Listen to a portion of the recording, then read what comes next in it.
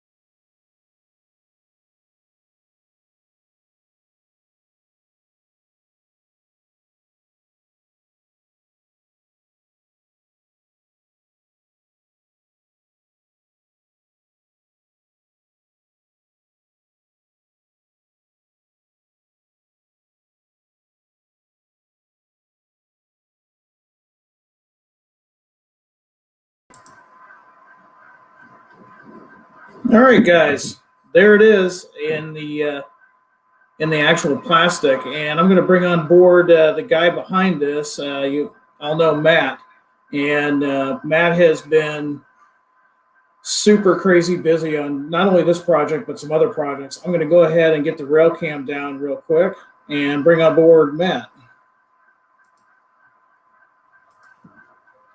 Hey, everybody. Hey, how's it going?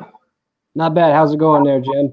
It's not going bad at all. I got a nice piece of eye candy here at the Athearn layout here. Yeah, I know. You managed to wrangle that out of my hands. Now this one, I'm not an expert on the SD70 ACU. It's a really new model or rebuild of the older UP SD90s, but this is a Norfolk Southern version, right? So, right. The version that you have in your hands there is the Norfolk Southern. The key giveaway is the high headlight. As you mentioned, these are rebuilt SD90 Mac locomotives. And these are locomotives for the Norfolk Southern. There were 100 UP units that they acquired from Progress Rail, EMD, and which were ex-UP units. And then they got another 10 from the leasing firm CIT. And so Norfolk Southern has currently 110, but unfortunately that number seems to be going to be taken down for a little bit. And but then also Canadian Pacific has 60 of these units. They were rebuilt from their fleet of SD90 Max as well, or more technical term would be the 90 Max were the cores for the SD70 ACU program. And so the CP units are rebuilt from the 58 that CP had remaining from their original 61 units. And then to round out to 60, CP acquired 2 Union Pacific units to get the even number of 60. So pretty excited about these things because the whole SD90 Mac family is just something I have always sort of been a little keen on for whatever reason. I mean, we've talked in the past about these, the SD90 Mac H Phase 2 and the SD80 Max. They've sort of had a little bit of a storied history behind them, but I like them. They're big locomotives. They're just, you look at them and just says get out of the way. So really excited to bring these out. Yeah. So like you said, had the Norfolk Southern version. And here's some of the 3D CAD for it. So like you mentioned, the Norfolk Southern has the high headlight and everything like that. But basically from the clean air room back, it's still the same locomotive. And what I say by the clean air room would be basically from here back, it's still the same locomotive on the hood. There's a couple of things changed, like the brake wheel has been added because these things actually, the 90 Max used to have a real funky electronic brake there on the truck. And so they've changed that, and then they changed all the electrical cabinet forward and changed it from Siemens Electronics to Mitsubishi Electronics. Because unfortunately, that was one of the major issues with these things, was the electronics and the inverters in them. So new inverter cabinet forward, and then new cabs. And so these are the new ACE style cabs, or not new rather, but they are new to the prototype. ACE style cabs that are isolated for greater ride improvement, ride quality for the crews, and then of course PTC antennas and just modern amenities for 2018 plus railroading. So yeah, I mean, it's amazing. I remember when the original SD90s came out. I remember reading that in the Railfan magazines and just thinking, man, these things are massive modern day locomotives, and it was kind of sad to see them get sidelined there in the end. But these have found new life on both, well, starting with Norfolk Southern and then going on to CP. And the thing that's really cool about the CP is they didn't just stop at the CP rail paint scheme is really cool anyways. And again, I'm a little biased because coming from back out in the New England area, I would see CP rail quite a bit. But they didn't just stop there. I mean, they're doing some really cool paint schemes on this series of locomotives, aren't they? Yes. And I mean, that's one of the exciting things about this. And sort of like the prototype, our model has a little bit of a storied history. There have been a lot of comments, concerns, if you will, from our customer base. And I mean, we're paying attention to you, but there's a lot of comments, 18 months ago, is Athearn needs to release the ACU. They've done the 90 Mac phase 2. You need to release the ACU. At that time, it was only Norfolk Southern. And to be quite honest with everybody who's on this broadcast and everybody who watches this later, the SD70 ACU announcement was actually planned for TrainFest 2019. However, during the summer, we got wind that the Canadian Pacific was going to rebuild their SD90 Mac fleet. And so we made the decision to hold off on the SD70 ACU announcement so that we could do the Canadian Pacific units properly and get them all done at the same time. Because as much as we wanted to have the Norfolk Southern ACU announcement plan follow through for November of 2019, getting the Canadian Pacific, it just would have messed with all the schedules, the tooling, the production timeline. It just would have made one major headache. So we decided to hold off on the Norfolk Southern units and do the Canadian Pacific units all at the same time. And so we had to scramble to get something else ready. So that's why there was no new announcement last year at TrainFest 2019. And so that's where the SD80 Mac announcement came from in January in Springfield this year. So anyway, I took a long detour to get back. In working on the Canadian Pacific variations, it really sort of came down to, I really wish I had somebody that I could get into and get all these detail variations correct on the Canadian Pacific units. And lo and behold, whenever our friends at Soundtracks, George specifically, was at Supertrain up in Calgary in 2019, I believe, because that show is in either March or April. Soundtracks was gracious enough to take the 90 Mac H Phase 2s with him and display them on the tables for the Canadian crowd, because the 90 Mac Phase 2s have some Canadian Pacific variations in them. And some Canadian Pacific employees, because CP is based there in Calgary, actually looked George up, because we had let people know that those models were going to be there. And some of the Canadian Pacific guys looked George up and wanted to be put into contact with Athearn, with us. And so I got their info, and actually Canadian Pacific reached out to us to say, hey, we're working on these things. Do you need any information on them? Because we know you have the 90 Mac H Phase 2s. Would there be a possibility to do the ACU? And, it just so happens that you're just the people we needed to talk to. So it worked out. The Canadian Pacific units were rebuilt, overhauled,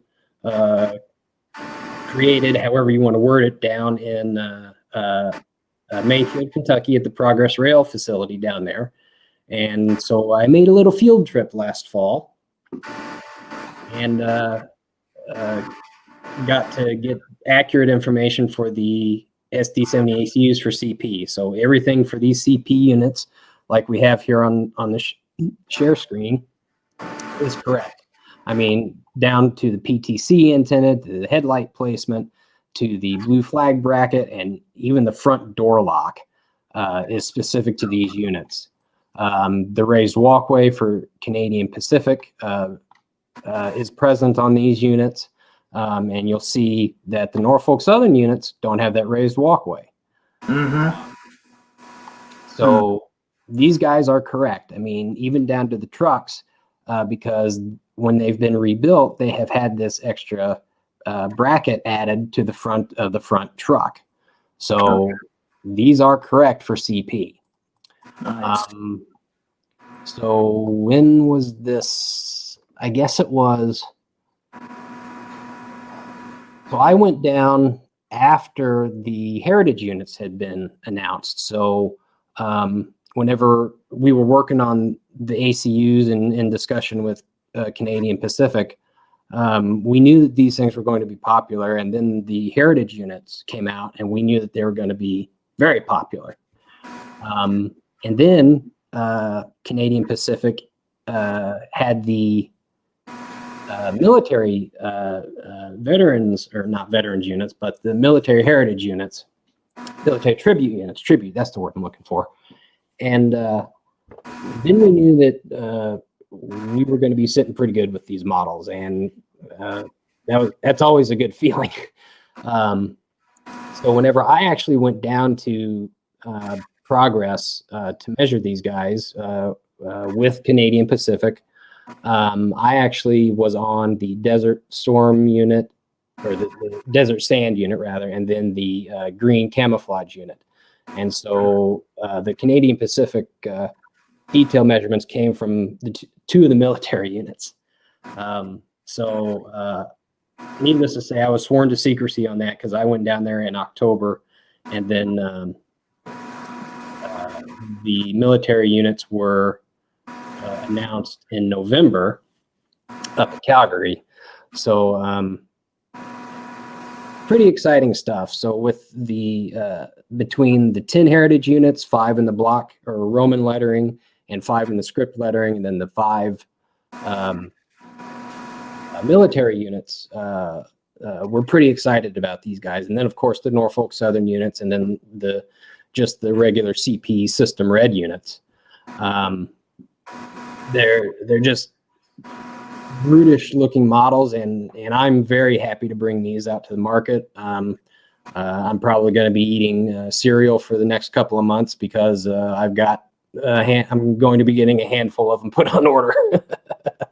Yeah, I agree. I mean, even you know, even when you look at the Norfolk Southern version and the that classy black and white scheme, these just look phenomenal with that paint.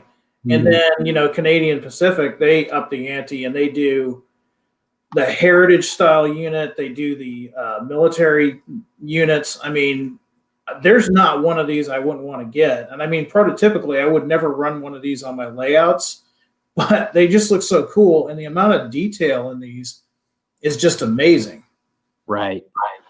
I don't remember what the BOM part list count on these things is, but I know it's over 250. I would say it's almost over 300 parts. Wow. By the time you get done adding wheels, half shafts, insulators, gears, all that type of fun stuff. So yeah, I mean they're pretty extensive models. These are in the Genesis 2.0 line, and what I think a lot of people may not realize is how I mentioned earlier the blue flag brackets and the door lock. Mm-hmm. So this is one of the red units. So we have the blue flag bracket right here, and then Okay. we have the door lock right under the headlight. Yep. Well, the red units, the heritage units, and the military units are all three different. So as I mentioned, this is your standard red unit. So take note of the blue flag bracket and the door lock, okay? Here's one of our heritage units.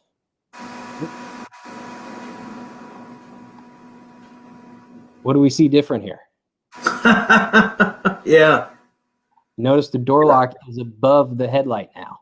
Right. And this was done so that the door lock didn't obstruct the beaver that's on the nose of the heritage units. Sure. Wow. And now let's take a look at our military unit. Okay. What do you see different now? Oh, no kidding. There's no blue flag holder on the side of the nose No. because of the ribbon logo that they put on the side of the nose on these guys. Okay. So as I say, down to the prototype specific detail on these guys is there. So rest assured that the details are going to be correct on the noses on these guys. This is a specific Canadian Pacific style PTC antenna array compared to the Norfolk Southern PTC antenna array. You see differences in the Sinclair antenna arrangement and the conduit at the back of the antenna array as compared to the CP unit. Different Sinclair arrangement and no conduit at the back. So once again, like we share every Train Tuesday, and these, and honestly, Matt, these locomotives here, these are on another level. I know we're calling them Genesis 2.0, but these are honestly on another level. These are just amazing because you see the difference in the details. In the old days, we were lucky if we had a locomotive and it was painted in our road name, and it's going to be fantasy at best sometimes. And then we got better. We started saying, hey, these railroads had these types of locomotives and painted them up. And then we got better where there were detailed specific parts. But now you've got detail specific parts, not only for Canadian Pacific, but for the specific locomotive that's painted up in the specific scheme. That's unprecedented. Right. And again, this all goes back to the good working relationship that we have with Canadian Pacific. Had CP not called us and willingly and happily worked with us on these guys, we probably may not have caught some of those details. And you bring up a great point. And actually, we've got a special guest, somebody that you've been working with closely. This is Adam Meeks of CP Rail. I'm going to bring him on board here. Welcome aboard, Adam. How are you today? I'm doing well. Can you hear us, Adam? You? Good. Hey, thanks for stopping by. And I can. Most of all, thanks for you and CP Rail for helping us out and make a wonderful locomotive. We're really happy with the results.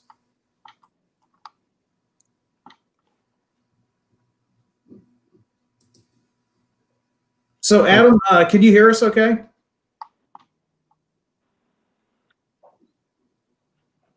Yeah, I can hear you. It's not a great connection here, though. Okay. Let me see if we can. I'm going to remove this real quick. Okay, Matt, can you hear me okay? Yeah, I got you, Jim. All right. How's that, Adam? Any better? Yeah, that's great. All right. Well, thanks again for coming in and sharing some time with us. I know you're a busy guy. For those that are not familiar, give us a quick background. We know you work for CP, but if you don't mind giving us a quick background of what you do and how many years you've been there. Sure. I've been with CP for about 18 years and currently acting as the manager of Heritage Services and Operations. So part of my job is taking care of the business car fleet, the F units, and then getting involved in any projects. And that then morphed into the military locomotive project. Very cool. I think let me just add that so we can, for the guys that haven't seen those locomotives yet, I'm going to add these to the stream so guys get a good idea of what you're talking about and what we're planning on releasing. Now, Adam, why did CP choose to build the SD70 ACUs? What was their motivation?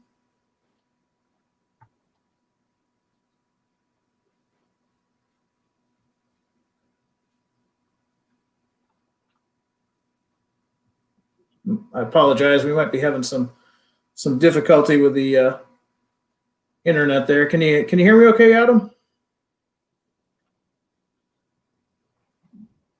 Oh, well, I will say that Adam is in the probably the Great White North, so it might be some difficulty with internet. If he gets back with us, we'll bring him back on board. But Matt, in the meantime, you were talking about the detail specifics just based on the actual unit itself, which is just amazing to me. I mean, you've got two great paint schemes there, plus the two military ones that we're going to be offering.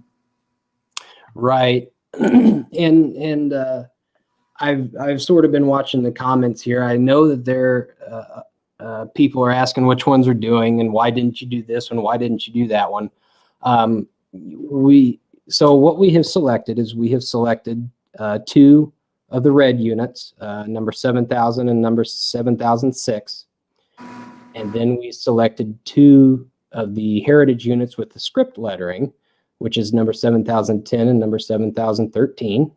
And then we selected the Army green unit, which is number 7021, I believe it is. And then we selected the Navy unit, which is number 7022. Oh no, we did the tan one. I'm sorry, which is 7021. And then we did the Navy unit, which is 7022. And I like how they did the Navy one, where they did basically copy the paint scheme of a modern, vessel. You've got that, the same color of the hull and upper portions of the deck. That's pretty cool. Right. And so, and gosh, I sure wish the Adam's feed was better than it was. Because Adam, of course, has all the information about these military units. But the reason that we selected the 6 that we did was we knew that we were not going to make everybody happy on the first run.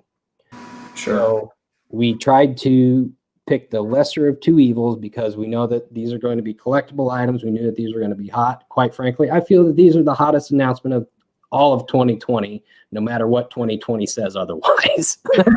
Yeah. And so that's why we selected 2 of the red units, because red are going to be throughout the whole system, going everywhere. They're your basic bread and butter CP locomotive. The script units were selected because it was a toss-up, script or block.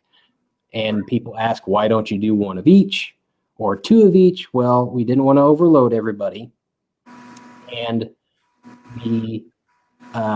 some of the business decisions behind the scenes it was not economically feasible to do one of each or two of each, because then we'd be just flooding the market with Canadian Pacific. Nobody could buy them all. Everybody would be upset. We'd run into the whole thing of pricing arguments, so on and so forth, and I can't buy them all, everything like that. So we decided to pick one, and rest assured, the Roman lettering units will be coming in the next production run. I promise you. Yeah, I mean, yeah, you did us a favor, really, because already I don't model the Norfolk Southern. I don't model modern Canadian Pacific, but I already want one of each. So Right. You did us a favor. So we kept it to one of the heritage schemes, which was the script. And then the same thing for the military units. We knew that the military units were going to be even bigger than the heritage units, and there are 5 of them. Everybody wants all of them. And I mean, yes, I work here. Yes, I get a little bit of a discount. And I mean, yes, I don't have to eat ramen noodles every day, but even I couldn't have afforded all 5 at the same time. So we selected 2, because the way we're spacing out the production runs of these guys is we're going to do 2 now. We're going to do 1 in the next run, and then the third run is going to be the final 2. And It looks like I've got Adam back. Let me see if I can add him to the stream, and hopefully looks like he might have a better internet connection. Okay, Hey, Adam. How's it going, guys? there we go. Hey. So it sounds like you got a little bit better internet connection this time, so that's good. Matt was just kind of going over the runs that we're going to be doing this time, and he was saying how influential you were as far as these paint schemes on these locomotives, and you're just kind of going into it, and that's kind of where we left off when you got back on. I can see it looks great. They do look great, and I was telling Matt earlier in the audience, coming from New England, I saw a lot of Canadian Pacific, and my wallet's going to hurt when these come out, because I'm probably going to get one of each. And of course, you guys have done more than just these here. You've got some other great paint schemes coming up, so we'll be doing those too. So I guess that's good for my wallet. I was asking earlier, specifically talking about the SD70 ACU program. What brought that about? Had you seen what Norfolk Southern was doing and you wanted to emulate that? What was the decision to do that, Al? So CP obviously has a long history with EMD, and anybody who follows CP will know that we had the 61 SD9043 ACs in the 9100 series. And those locomotives were tied up. They were sitting in Winnipeg, not really providing any value to the company. And discussions have been going on for quite some time about a possible rebuild program with those. So we did actually speak to Norfolk Southern, and the feedback that we got from them on their SD70 ACUs was very positive. So we decided to move ahead with rebuilding our own. Yeah, I mean, that's just amazing. And it's one of those things that we were talking earlier too. You've technically got 2 similar locomotives. There's 2 railroad lines, but of course Norfolk Southern is going to have things that are slightly different just because of types of arrays that they use, their antenna farm and such. So we've got the Norfolk Southern style, and then we've got the CP rail style. But what's really cool is, because of the different paint schemes and there's such an attention to detail, all of those things were accounted for. So every single one of these CP rail locomotives have the differences just like the full-scale prototype. And that's really cool to see that attention to detail, not only on the prototype, but on the model as well. Oh, it's fantastic. So I'm sorry, what was that, Adam? I think it's fantastic. When I first started talking to Matt about these, and we get into all the cab variations, things like blue flag holders and the door locks, and I remember him just kind of shaking his head when I said, "Are you going to tool them all up?" So it was actually a really nice surprise to see that you guys did go to that length to make sure that it was correct. ironically, some of these rebuild locomotives are one of the few places where we still see a little bit of individuality between different railroads. With new locomotive production, it seems to be going to more of a standardized format, and the cabs all look the same and the window patterns are the same. I mean, there might be some variations with headlight placement, but by and large, what the builders are offering is what you get as a railroad. And with these ones, there are still some holdover items that are very distinctly CP, things like the snowplow, which was another conversation that we had with Matt. And I was very happy to see that you guys went ahead and tooled up the right shape of snowplow, which is not only very uniquely CP, but very unique to these locomotives.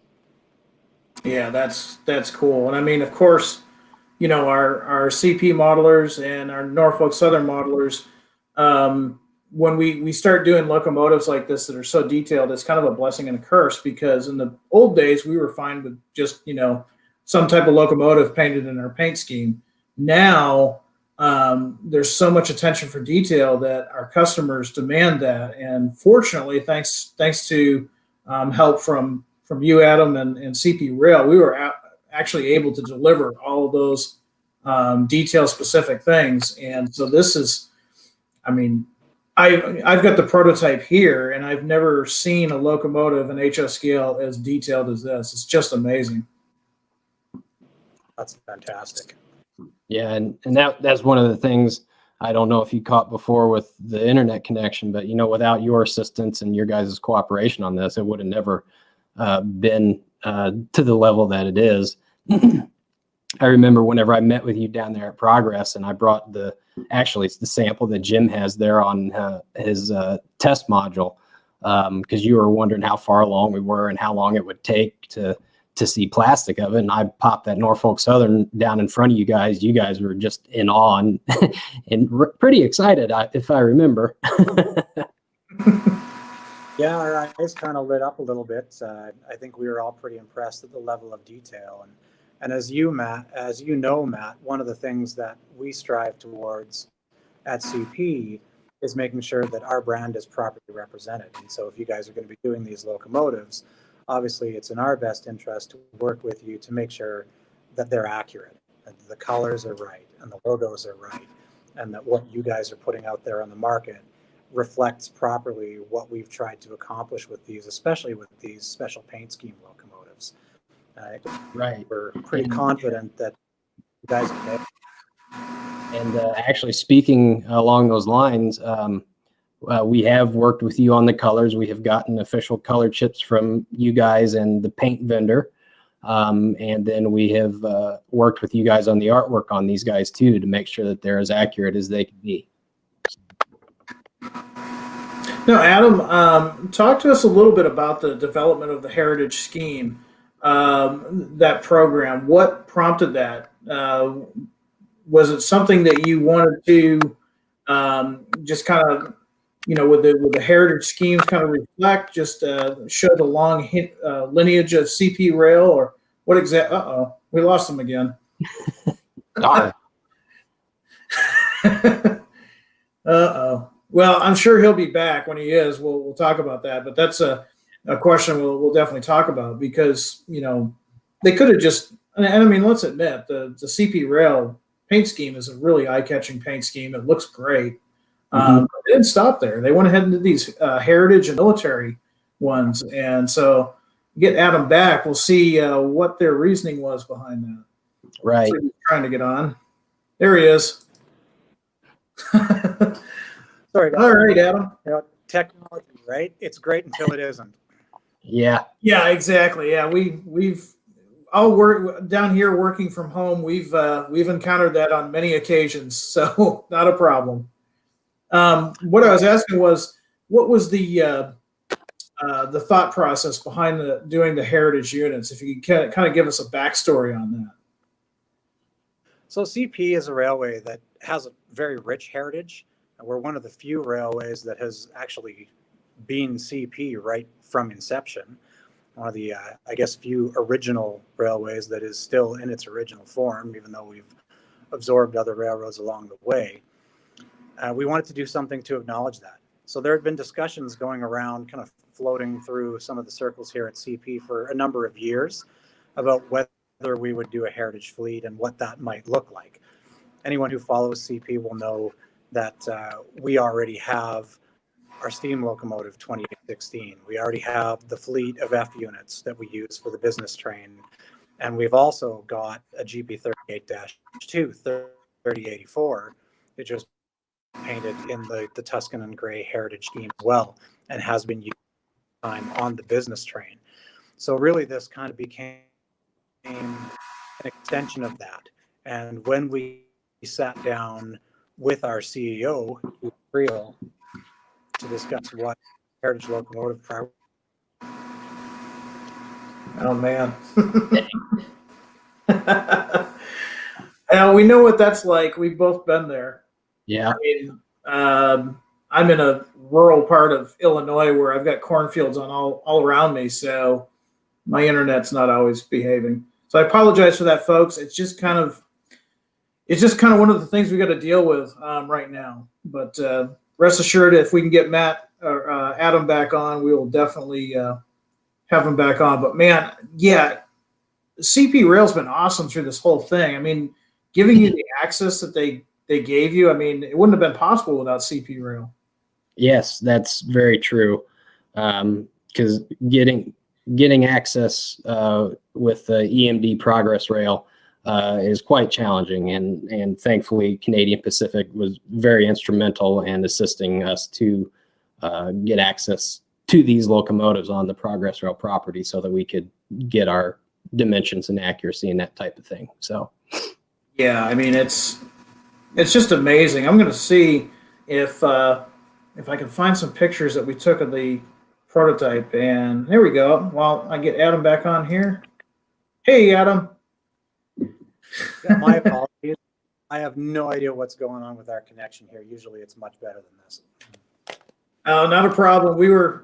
We've all experienced this before, and it's kind of one of the things of working from home for us anyway. So we've been there. Not a problem.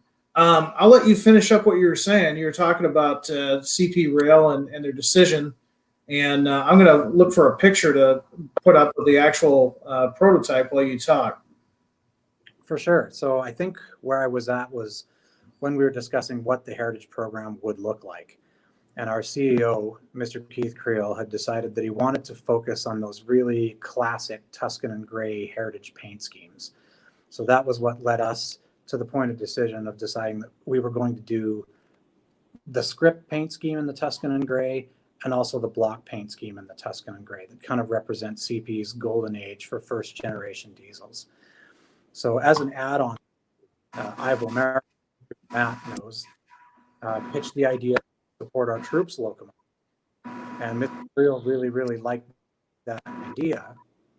And what he decided to do, rather than just doing one support our troops locomotive, is he asked us to come up with ideas for 5.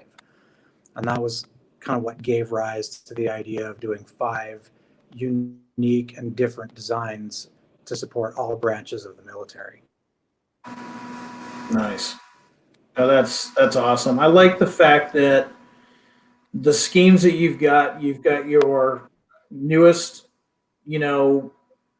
paint scheme out there showing that you firmly got, your eyes on the future, but you got, like you said, a rich heritage, and man, that's some neat stuff. I mean, that's a great picture. I'm kind of I kind of like that the old style paint scheme on the SD70 ACU. It wears it well.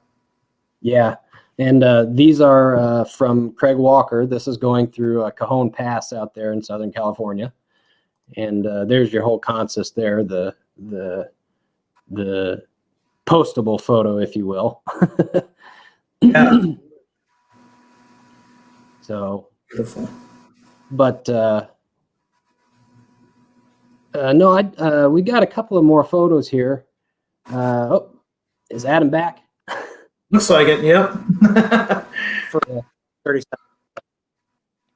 He keeps running out of quarters to put into the internet machine up there. We all know what that's like. That's for sure. Technology has a way of doing that. Now, Adam, we're really impressed with the quality, and I'm really excited of what you've done, especially as a fan of the full scale Spitfire. I can't wait to see that unit modeled in HO. Um, just amazing artwork. You've definitely got some talented folks there over at CP Rail. I'm going to see, Matt, if I can find a picture that we took in the studio yesterday. Let everybody see the model just to see what we're talking about. Let's see. I think Adam's frozen again. I think so. And I don't think it was weather.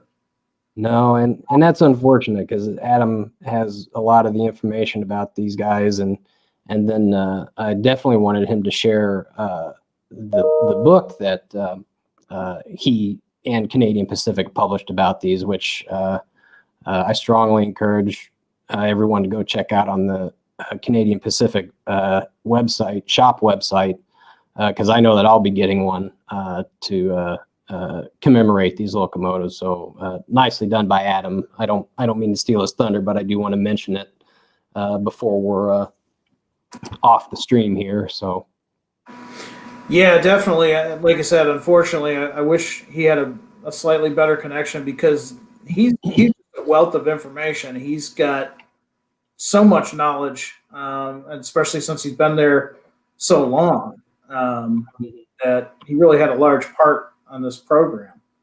Right. So I've got the prototype here. Now this is based on the Norfolk Southern version, but like I said, this just presents so well. I mean, it looks absolutely stunning, even in undecorated like this. Right.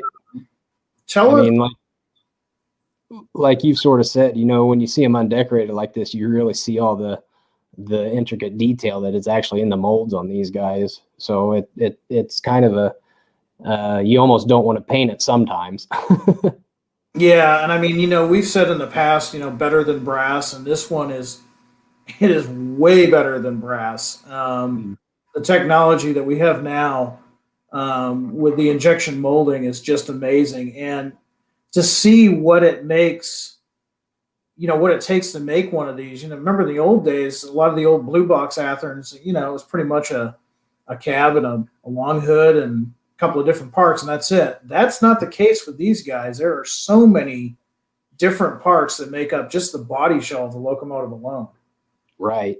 And I mean, heck, you look at it, you think it's an ACU. Well, the handrails are different between the Norfolk Southern and the CP version. That inverter cabinet is different between the Norfolk Southern and the CP version. The battery box on the other side is different from the CP version and the NS version. Like Adam mentioned about the plows are different from the NS to the CP version. It's incredible, just the small minor differences. But I mean, we do it for the customer because we know that the customer sees it these days with all the hyper accurate models that are out there on the market. That's what it is expected. So yeah, absolutely. Yeah. Adam, any luck there? You know what? I started out at our dome car, and then I moved to the nice boardroom, and now I'm in the crappy meeting room. But maybe it has good. So we'll see what happens. Third room's the charm. We really appreciate it, Adam. I mean, I know you've probably got a lot of things going on, but I really do appreciate you coming on board with us today. Where were we at, Matt? We were talking about the heritage paint scheme progression, right? Right. The ideas behind the heritage paint schemes and everything like that. Because you had mentioned that you had worked with CP's CEO and was wanting to stick with the Tuscan and gray paint schemes and everything like that. And then I think we lost you at the inception of the 5 military paint schemes. Yes. Right. So we obviously did both versions of what are considered CP's iconic paint schemes in the Tuscan and gray, the block and the script. And then when we were pitching that idea to Mr. Creel, it was Ivo, who you've met, Ivo Marimitz, who pitched the idea of doing a Support Our Troops locomotive. Mr. Creel is actually a U.S. Army veteran, and so when he saw that, he really liked the idea, and he came back to us and he said, okay, let's do it, but let's not just do 1 locomotive, let's do 5. Well, our original design for the Support Our Troops locomotive was basically a red locomotive with a yellow Support Our Troops ribbon on it. It was very basic. And we got that green light from him. We said, well, if we're going to do 5 of these, I don't want to do 5 red locomotives with a yellow ribbon. Let's do something really unique.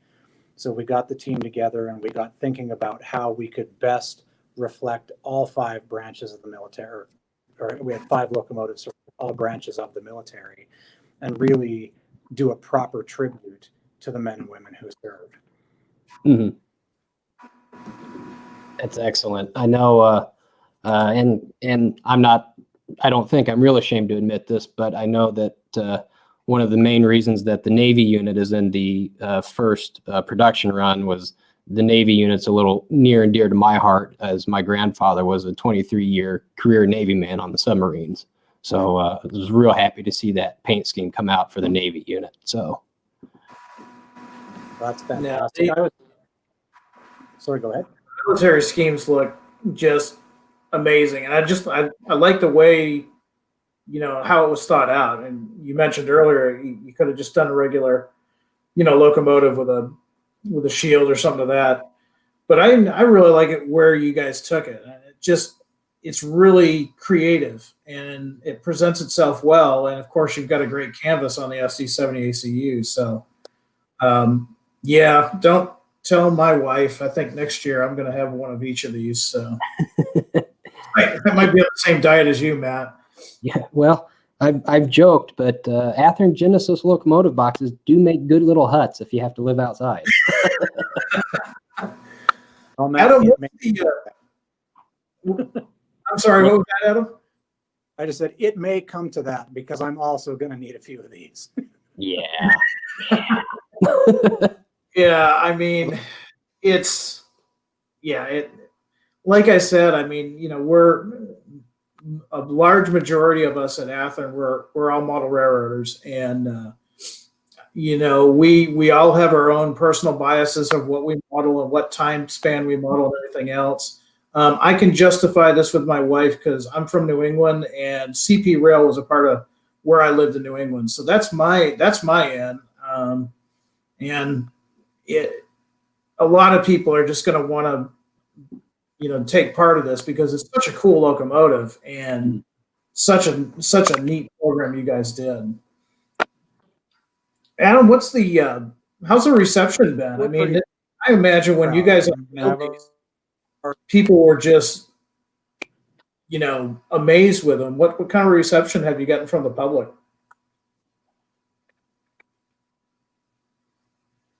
Uh-oh. I guess the meeting room isn't very good either. Darn.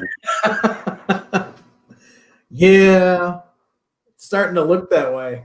Yeah. There's somebody, I was reading some comments out there, and somebody out in New York area was having trouble too. So maybe it's not just specific to his region. He's trying to get on again. Let's see if I can get him. There he is. There we go. Can you hear us okay? I can hear you. It was too good to be true. We got like 5 good minutes there.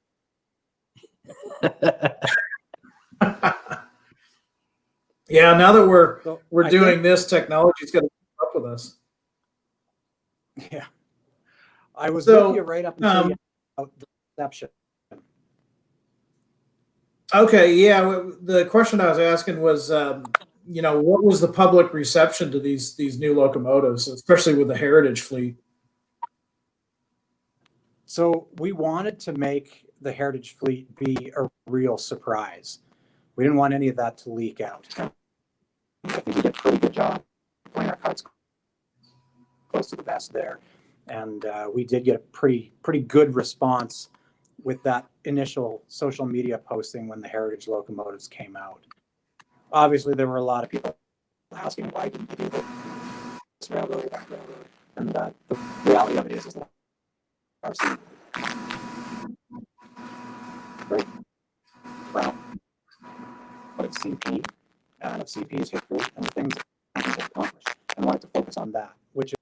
But that Tuscan and Gray is pretty universal universally beloved. And when people saw it, they were pretty happy to see it. Now, you talked about the SD70 ACU being a really good canvas. It was a lot of work to massage some of those design details fit on a locomotive this size, because those paint schemes were designed around first and second generation diesels, and they haven't been used in 40 years. So now here we are trying to put it on a modern wide cap and on this big piece of metal that's 82 feet long. And we had to make some tweaks. But the way that they turned out, it all came into place surprisingly well with the positioning of the stripes and the way that the beaver went onto the nose. I mean, obviously we had to tweak a few things and get creative here and there, but we were very surprised actually at how well they came out. It really looks like that paint scheme was designed for this locomotive. Mhm. You make a great point. I mean, they just fit. They look perfect. It's like a lot of us as modelers, we fail to think about that. We've done a lot of us have done heritage or fantasy units of what we would like to see, or railroad that's no longer in operation on their scheme on a modern locomotive. And you bring some great points because, like you said, I mean, that original paint scheme was applied to first and second generation locomotives. And I've got an Athearn Genesis Jeep 7 here, and it's dwarfed by this guy. So it's amazing how that paint scheme, it just works. It looks right. It doesn't look odd or anything like that. It just presents itself really well. What was interesting when we did this was when you think, hey, here's this massive side of a locomotive. It's like an open canvas. We can do anything we want with it. When you look at the position of things like the radiator cabinet or the handbrake wheel or some of the air intake grills, it actually became quite restrictive. When we were dealing with the script version of the locomotive, some modelers may or may not know this, but there are actually two versions of CP script. There's a compact version of CP script, which was the original version. And on some of the later locomotives, like the big MLWs or the SD40s, they actually went to a stretched version of the script, and the letters were actually longer. And we thought at first that would be the way to go on a locomotive this size, because those stretched letters would do a better job of filling up that side of the locomotive. And when we measured it out, it actually wouldn't fit. We had to use the original version to get it to fit on there and be the proper size. Wow. That's cool. So for all that Wow. stuff there are still restrictions to work with. Mhm. Wow. Now, Adam, Matt was mentioning that you have authored a book. Tell us a little bit about that. So the book that just came out in September is called Proud Colors. And what it does is it documents the creation of the military locomotives and CP's history with the military. So doing up these military locomotives was not just a tribute to the current troops, although that is a very, very important part. CP has a history with the military that goes back pretty much to the company's inception. And we thought it was important to tell some of those stories and to be able to get people to read and learn about the history that CP has shared with the armed forces, both in Canada and the United States, and how that shared history influenced the design of these locomotives. So there's a chapter for the Army, there's a chapter for the Air Force, there's a chapter for the Navy, there's a chapter on the Second World War, and then there's a chapter and other information sprinkled throughout the book on the actual creation of the locomotives, the process that we went through in designing them, what the inspirations were, the steps that we took, working with members of the armed forces in Canada and the United States to make sure that the colors we chose were accurate and that the lettering that we were going to put on was accurate, that these things would actually be reflective of the equipment they were intended to represent, and that we would have a design that would resonate with people in the military who had worked around that equipment. So the book is being sold through our company website, CP Shops. Oh, okay. I mean, you can see that. Yeah, down a little bit. There we go. www.cpshop.com. Oh, very cool. This is the book here.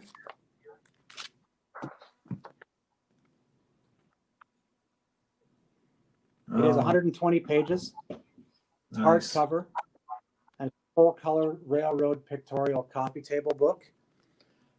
But what I think the really cool thing about the book is that all of the profits from book sales are going to support veterans. So at CP, we work with the military called the Homes for Heroes Foundation. And everything that we sell from these books, CP is not keeping any profit. I am not keeping any profit. Everything is being donated to Homes for Heroes. So supporting the troops is a really big deal. And we wanted to make sure that we were walking the walk. Painting motives and saying that you support the troops is one thing, but we want to make sure that we're actually doing the work and contributing what counts to support these people who have served. No, that is awesome. We really do appreciate the fact that you recognize the troops, and I think that's awesome that the book, all the proceeds from that book are going to help those veterans. I think that's awesome, and thank you very much for doing that. Not only providing a great book for us modelers to look at, and those pictures are amazing, by the way, but the fact that you're donating the proceeds to veterans. I mean, that really is awesome. I do appreciate that. And I know a lot of our modelers appreciate that too. I think we want to show the veterans that we appreciate them. And that's really what these locomotives are all about. So when going through that and picking the colors, like I said to Matt, we talked with members of the armed forces. We even included some veterans in the design process. When we were hung up on certain colors, we weren't sure if there were certain design elements that were actually accurate or not. We would send that out to them for review and wait until they got back to us so we could verify. And until we knew that it was right, it didn't go on the list. So obviously the book talks about that. And it was really important to us at CP that if we were going to take on a project like this, that it be done properly. Yeah, no, that is really commendable, and it's really awesome. And we know too, a lot of veterans, they come aboard and they work for the railroad. So I'm sure you've got a lot of veterans on CP Rail that appreciate that, and of course, all of those veterans in our communities that see these locomotives, I'm sure they appreciate that too. So that's just great. And man, we really do appreciate everything you've done. I mean, these locomotives, these models would not be available to our modeling community had it not been for the efforts of you and CP Rail. Mm-hmm. How has the public reception of these locomotives been, Adam? I'm sure that they've been very well received, but is there anything that you can share on your guys' end that maybe isn't so well known? So we unveiled these last November at our annual Remembrance Day ceremony, which is and the initial response to them was very good. I think people liked that we recognized the armed forces. And painting up 5 locomotives and sending them all is a pretty big gesture, and people are, but it was important for me to share that message that it is important. As far as reception, obviously, I think the favorite is the 6644. Everybody loves that spit. But we did get a couple comments about the other locomotives being very basic. So 7021, they're one color. The Navy locomotive, likewise. It's gray, except for that oxide red underframe. very plain. And that was one of the things from a lot of people was, they're too plain, too drab. And my response to that would be, go look at a tank. They're not, these things are intended to emulate military equipment. So they're not elaborate show pieces. They're not, really intended to be that eye-catching. They're supposed to resonate with people who have worked with this equipment. That. So I think, obviously I'm a little bit biased, but I think in that regard, we've hit pretty close to the mark, and most people seem to have. Yeah, and that's one of the main things. I think some of us as rail fans can get carried away in the hype and everything like that. But ultimately, at the end of the day, it's about who the locomotive paint schemes and who we're trying to recognize. The railroad, are trying to recognize. It's not done for the rail fan community. It's done for the people it's commemorating. And at the end of the day, that's the message that is ultimately the final stand. So. Yeah, absolutely. And, real quick, we do see your comments out there. We are reading them, but we're pretty much concentrating on this release. This is possibly, next to the Dash 9, is probably the biggest release after this year. And because so much work went into these units, we had the help of CP Rail and Adam, we really want to concentrate on these today. But we do hear your comments, and no, these are not fantasy locomotives. These do exist. These are actual locomotives that are putting on the miles as we speak. And again, just an amazing set of locomotives we've got here. It's really exciting. It's a great time to be a modeler, really. Yeah. And, that was one of the reasons I reached out to a couple of photographer friends, such as Craig Walker, and how I have this photo here from Cajon Pass with 7014 in it. I mean, these locomotives have gotten out. I'm not sure, of course, because I'm not employed by the railroad. Yeah, I only have a very small understanding of it. But I'm sure that Adam, I mean, you guys know these things have gotten everywhere. I mean, I've even seen photos of 6644 down in Mexico. Your units have gotten everywhere. I know that the NS units have gotten all over North America. I've got another photographer friend, Matt Martin, out there in Scottsbluff, Nebraska. I mean, he's got photos of the NS units running around in the Powder River Basin. So these aren't just for the military collectors and the CP collectors and the heritage unit collectors, the NS collectors. These are for everybody, because it's modern pool power. And if you're a modern model railroader, these get everywhere. These could show up on your modern railroad.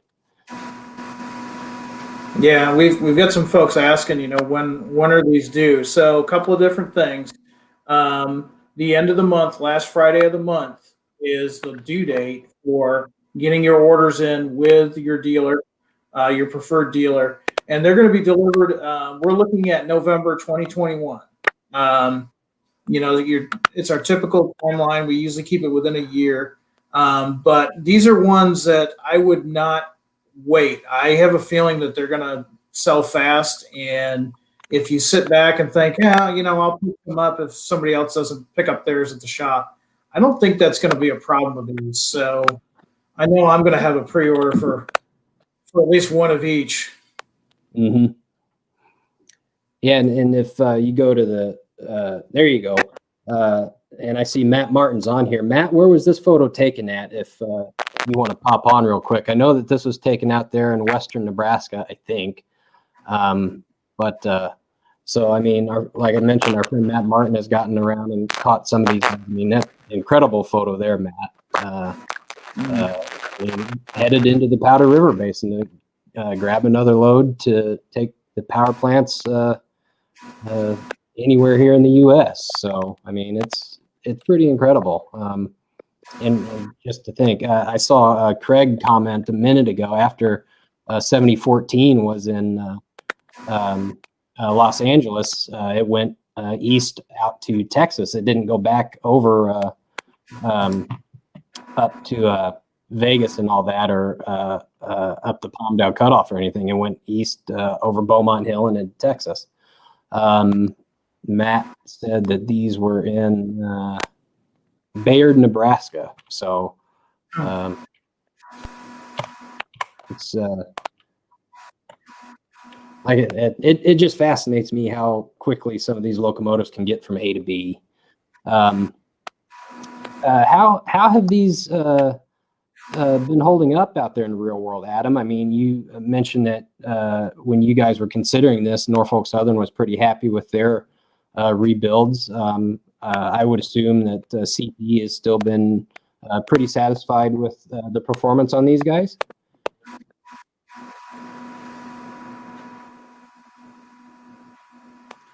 Well, they've been in service for a little over a year now, and we've moved them around our system quite a bit. So they started out on the transcontinental. Well, the one started out in coal loop and being torture tested,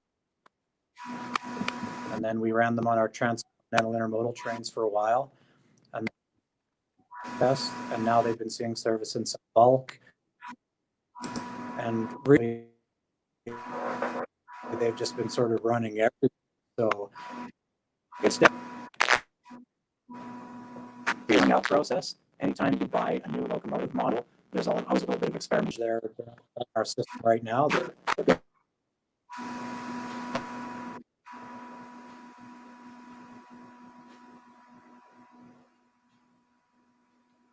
Well, it's really neat how these more modern locomotives. I mean, when these came out, I believe the article I remember reading was about 1995 in Trains Magazine, and at the time they were the pinnacle of high horsepower, big locomotives, and then they kind of fell out of favor. The drive, the motive power in those wasn't as good as some of the earlier products, but it's amazing to see what NS and CP have done in recycling, if you will, making these Tier 4 locomotives, and without buying new locomotives, they've been reshopped, and for all intents and purposes, they're modern day Tier 4 locomotives, and we'll be seeing these on the rails for quite a few years.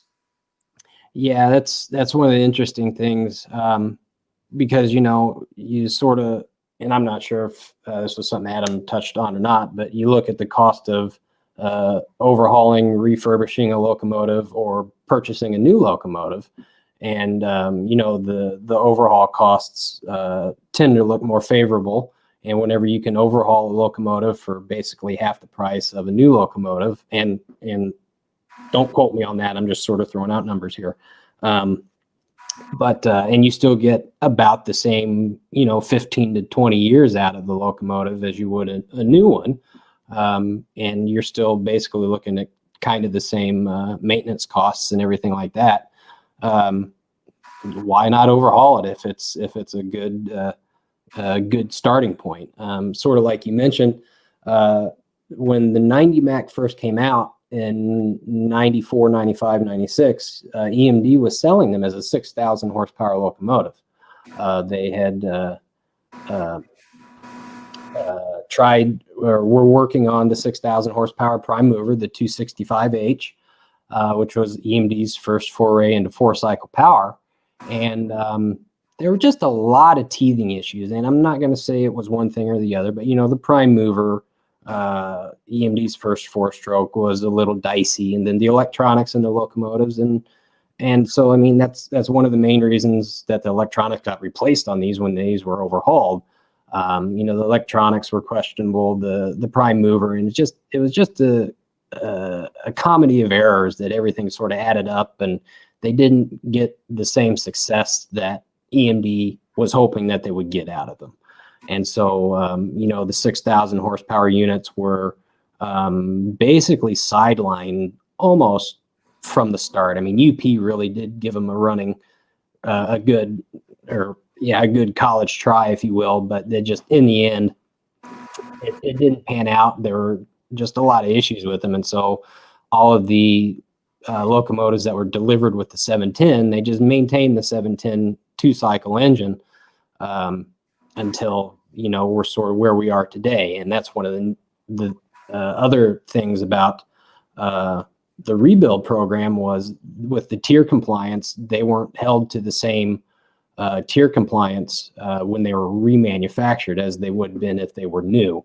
So, they were allowed to be grandfathered in at the tier 0 or tier 1 level so that they didn't have to meet the tier 4 compliance as a new locomotive would from the ground up. So, yeah. And I mean, I'm seeing some comments out there. Yes, we realize Norfolk Southern is, sidelining selling some of these, but we also realize too that not everybody is modeling right now. I mean, there's Norfolk Southern modelers that probably either like the SD70 ACU and they like them in the Norfolk Southern, so we offered them in Norfolk Southern.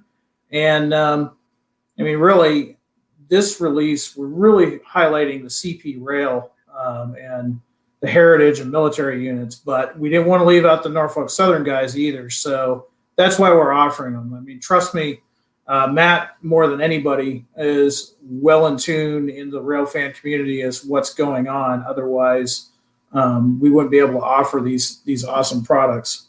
Hey, it looks like I got Adam back. Hey, Adam. Hey, for how long is anybody's guess?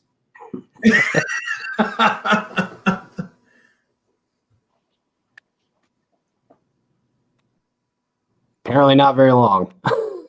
It's funny because some of the experts have said maybe you should have tested the internet before. It's like, the funny thing about the internet is it probably was working fine. What you don't know is there's a lot that goes on behind the scenes that you guys don't see, and literally things can be fine. And if you remember 2 weeks ago, I had when I had Tony Cook on, we had a freak thunderstorm out of nowhere and my screen went black. Fortunately, Tony was able to carry on the show a little bit till I got back on. So this is the way it is right now. We're not quite there to Star Trek technology yet. Yeah. Adam, he's gone again. Yeah. Man, that's unfortunate because it is too, because he is extremely knowledgeable on so much, and to listen to him and see the information he put out in that book, I mean, we're going to have to work on maybe getting him back on again sometime and have him talk a little bit more about these, because this is a huge release. I mean, I'm really excited about it. Yeah. And I mean, like you were saying, I mean, this image right here that you have on screen, I mean, this is what got me all excited, because this is only 3 miles away from my childhood home. So whenever NS got these guys up here to the Yankeetown docks, where they're taking coal loads up to the rotary to dump on the Ohio River into barges, it was all gone after that. I got to get some of the Norfolk Southern units. Dang it. Yeah. No, I hear you. It's and then, being down there working with Adam and the guys at Progress, I'm connected to the CP units too. Darn. Well, what you need to do, and somebody was asking when can they start pre-ordering. You can start pre-ordering right now. You can go ahead and order from your dealer. If you're like myself and you're in a rural area, you don't have a dealer, there's plenty of dealers that have these available for pre-order online as well. You can talk to them.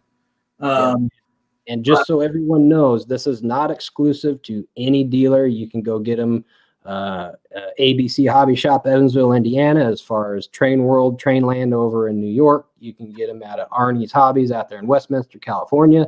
This is not exclusive to any one particular dealer. Yeah, I got something here for you guys. Adam is such a good sport. I wish I could tell him I appreciate him for his cooperation with this project. Well, you just did. Thanks for that comment. We super happy that Adam would help us like this. I mean, at the end of the day, the railroad is one of those vehicles to get products from point A to point B, and it's just awesome that their PR program was willing to help us make a totally appropriate and scaled out model for all of our fans out there. Yep. So, yeah, I mean, unless you got any more major questions, comments, Jim.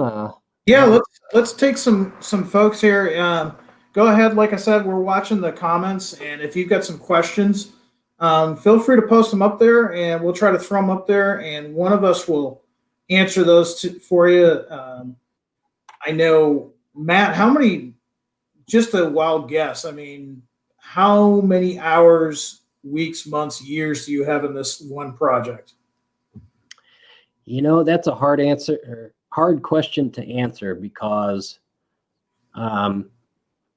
whenever you look at what was included initially with the Norfolk Southern units, and then you add what we had to do for the Canadian Pacific units, because as soon as we heard that the CP was rebuilding their units, I knew almost immediately that the headlight was going to be repositioned. So, I mean, as soon as CP announced these things, I was watching it as closely as I could. And then I was ecstatic whenever Adam contacted me about it.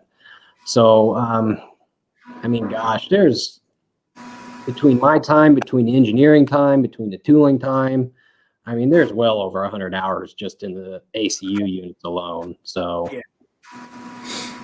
yeah, it's definitely not one of those push a button and magically it appears. There is a lot of research. Right, and I think Adam, you guys sort of got a small insight as to what goes on into manufacturing a model. Whenever I was working with you and Ivo about some of the detail variations and such, because I mean, like you mentioned, I was working with you guys on the cab variations and such. So it is a lengthy process.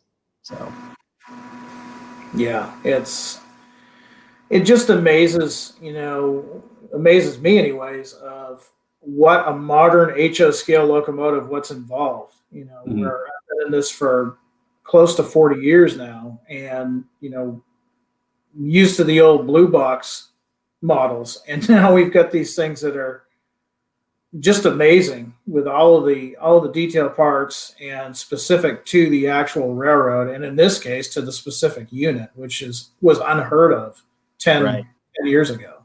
Right. I know I saw somewhere way back in the live stream, somebody was asking what the speaker assembly would be like in these, and some very astute customers out there have mentioned that these will be, in fact, be on the same chassis that the SD90 Mac H Phase 2 is on. So it's going to have the same pulling power, the same weight, the same speaker arrangement. So it's going to have the dual cube speaker assembly. It's all LED lighting, ground effect lights above the front truck, lit number boards, of course, lit ditch lights. So it's a fully loaded model. I mean, the etch see-through steps, and again, where appropriate, because the Norfolk Southern units have the alternating ditch lights when the horn is triggered. The Norfolk Southern units will carry that, and the Canadian Pacific units don't carry that. Mm-hmm. So attention to the detail and the way the prototype operates. I mean, we're happy, and our partners at Soundtrax are very eager to help us get these things right as far as the sound and DCC goes. So it's going to be a very nice model. Yeah, I'm going to need a bigger layout to run these monsters. Yeah, you really get when we were doing the photography on on this one the other day, we had just got done shooting some Genesis, like I said, GP7s, and you take this guy out, and it's almost double the length of a first generation Jeep 7. It's just amazing how big these guys are. Yep. Well, double the horsepower too, so I would hope. Right. Yeah, definitely. If you guys got any questions, comments, now's the time to ask, because I've said it before, Matt is so busy. He's lost weight. He doesn't get to eat much anymore. So we've got him out in the open. So here's your chance. Ask away, because Matt is a walking encyclopedia of all things locomotive, and he's the reason why we have in my opinion, this is probably going to be the best SD70 ACU that's ever been done. You're not going to see anything on this level of detail at all. So lots of hard work here. Yep, pretty excited about this one. So, and the excitement just continues to grow with all those special paint schemes from CP. Yeah, that's just it. I mean, see, we're not done. We've got this release, and in the future, there's going to be a future release. Mhm. But like you were saying earlier, it's going to allow you to, kind of pace yourself as far as the budget goes. Right. Because, I mean, that's from the stories I've been told, that's what happened with the Norfolk Southern Heritage units. I mean, we didn't release all 10 SD70 ACEs at the same time. I mean, unless you're made of money, you wouldn't have been able to afford all 10 of them at the same time. So we're trying to be conscious of the end consumer on these and do a slow burn and spread them out and make sure everybody is able to get what they want to get. And the other thing too, I kind of wonder, and this is kind of looking out there in the future, makes you wonder if you think someday some of the Norfolk Southern ones will end up on another rail line, and kind of like what we've seen with other locomotives, which will probably give us more paint schemes. One can only hope, as long as the details don't get changed when the NS units go to another road. Right. So Adam, if you're listening, if you guys are picking up those NS units, don't change the details on them, please. First thing we would do is change the headlight. Yeah. I figured. That would make sense. Definitely. Oh, let's see. I'm looking at some comments here that have come through. Adam, one question I saw earlier was, we know your involvement with the SD70 ACUs, but do you have a favorite locomotive for whatever reasons, whether it be just its everyday use or aesthetics or anything of that? Do you have a favorite locomotive? My favorite locomotive of all time? Yeah. I can pick anything? You can pick anything. Yeah, steam, diesel, whatever you like. Well, my very favorite is probably our steam engine 2816. It's just an absolutely beautiful locomotive, and I've been part of the crew for that for about 15 years now. So it's been a real privilege to work with that. I'm a modern era guy. I've worked with a lot of diesel locomotives, and certainly from a modeling perspective, that's where my interests lie. But you haven't really lived until you've seen a big steam locomotive in action. It's just a totally different world. As far as diesels go, though, probably the SD40-2. I think that was about as close to perfection as it gets. I've heard a lot of railroad guys say that. That is something I've heard a lot, and yeah, that's cool. It's always interesting to get, as modelers, we have our reasons why we like what we like, but to actually hear it from an employee that works for a railroad, and sometimes their differences are completely different from us. And like Adam was saying, the SD40-2, a lot of railroad guys love those locomotives. That and SD9s too, I know were real popular. Yep. Yeah, I mean, like I sort of mentioned earlier, the SD90 Max, one of my favorite locomotives, and therefore the SD70 ACU. But from what year from the rails that actually run the things, honestly, they probably aren't that well favored on the railroad. Yeah. So I would hope that the ACUs are a little better favored than their former life, but hey, I haven't heard that much. So yeah, I mean, in the grand scheme of things, these are, the modern of the most modern locomotives, and it's just really cool to see how they are remanufactured and upgraded from what they were, and it's a lot of work and a lot of research that goes into that. Yep. Let's see.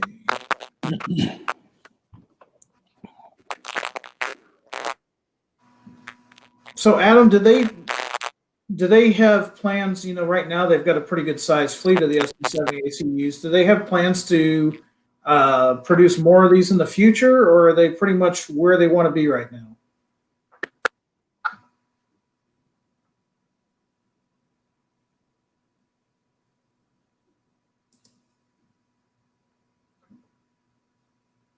Dang, I think we've lost him again. I think so. Man. Oh. Well, that's unfortunate. We apologize for all the technical difficulty.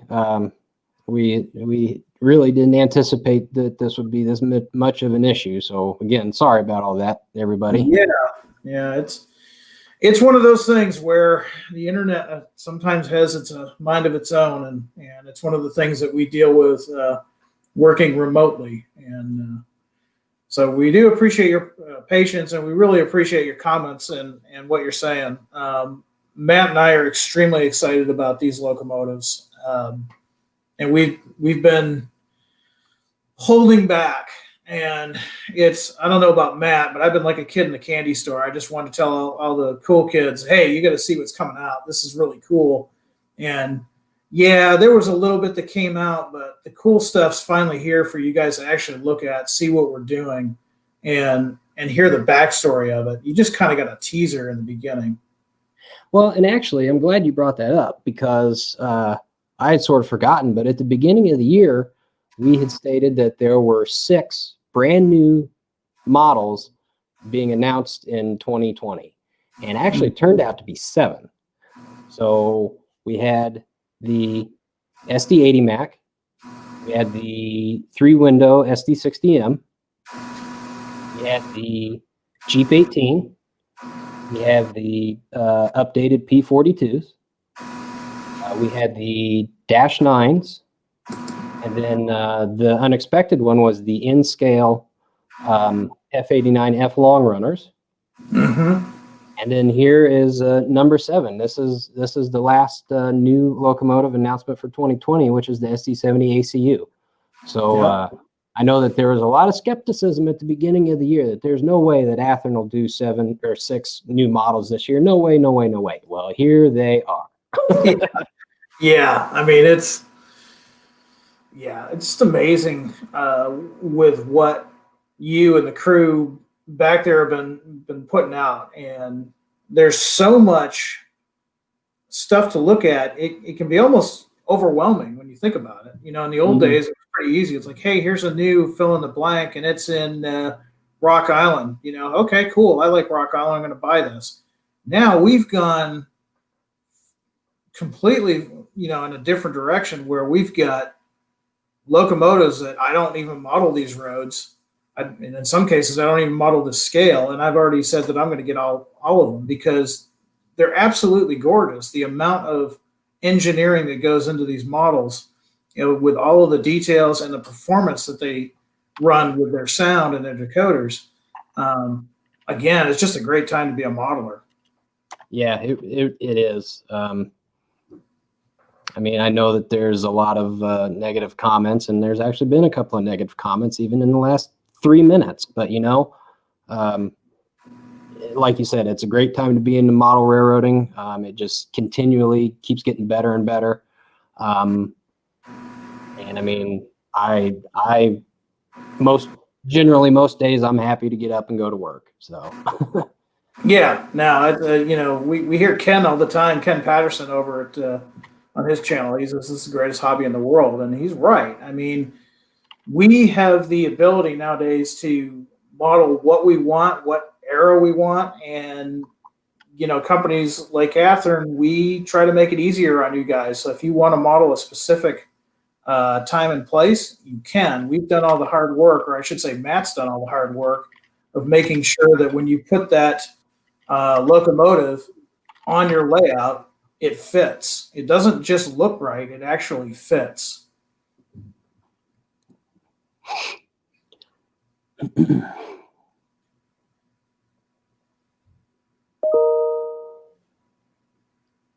looks like there's some folks that are definitely getting in line to order the CP Heritage units and the military units. So that's good. It's really great. And don't forget to check out Adam's book either. Right. That's, if you're going to go ahead and get the CP rail units, you really do need to get the book. If nothing, it's a cool book and it's got a lot of research done in it. Adam has done an absolutely amazing job on this book. But remember, the proceeds from that book go to help the people that give us the freedoms to model whatever we want. So keep that in mind. All the proceeds go to our veterans, and we really want to thank CP Rail for thinking of our veterans. Well, Jim, what do you think? We've been on here for about an hour and a half, and I think we've covered it. And again, if anybody has any questions, feel free to reach out, and we'll do our best to get back with you. I do see something here real quick. Sparky 107, where do you get the book? It's on the CP Shop website. I think it's cp-shop.com or something like that. Yeah, I know somebody posted a link to it earlier, and we can't post a link in the comments, or at least I can't anyway.